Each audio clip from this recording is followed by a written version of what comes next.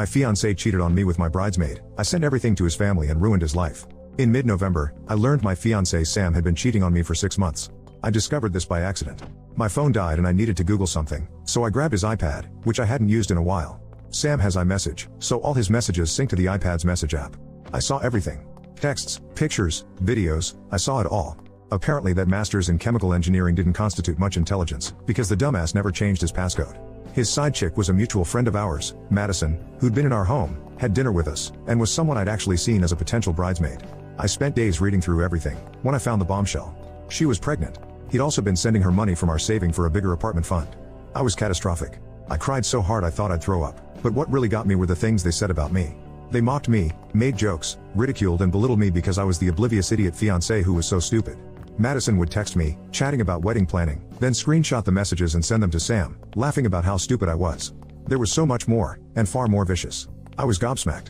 I felt like the meanest, worst girls from high school were standing over me, laughing while I cried. But I was more confused than anything. Who the hell was this person, pretending to be my Sam? Now I realize I'd only seen one side of him. For 3 years, Madison had actively been pushing Sam to dump me, and suggested the day after Christmas, after we'd returned home from seeing his family. When I read that particular message, something inside me snapped. I've been snickered at my whole life for being the poor kid in a wealthy school, for being a fat kid and teenager, for being an ugly duckling, for always having older, out-of-date things, for being quiet, for being an unphotogenic teenager. School kids are their own category of vicious. But growing up with all that gives you a core of steel, and anyone who tries to punch it will break their hand. I was not going to be humiliated. Not again, and not like this. So I thought ahead. Sam had been out of town when I discovered the messages, so I have a few days to pull myself together. I don't know what to do. Major update, for the last month and a half, I pretended everything was fine, at which I'm alarmingly good. Soon, my feelings toward him hardened until my initial devastation was gone and replaced by nothing. I'd wait until I was alone to read through his iPad, always putting it back in the same position in his bottom drawer. He never suspected anything, and still never changed his passcode. I collected the most telling evidence, the most explicit messages, the most vicious ones towards me, the ones mentioning the money, the ultrasound photos. I sent them all to myself, then covered my tracks. Christmas comes. We arrived at his parents' house on Christmas morning, with plans to spend the night.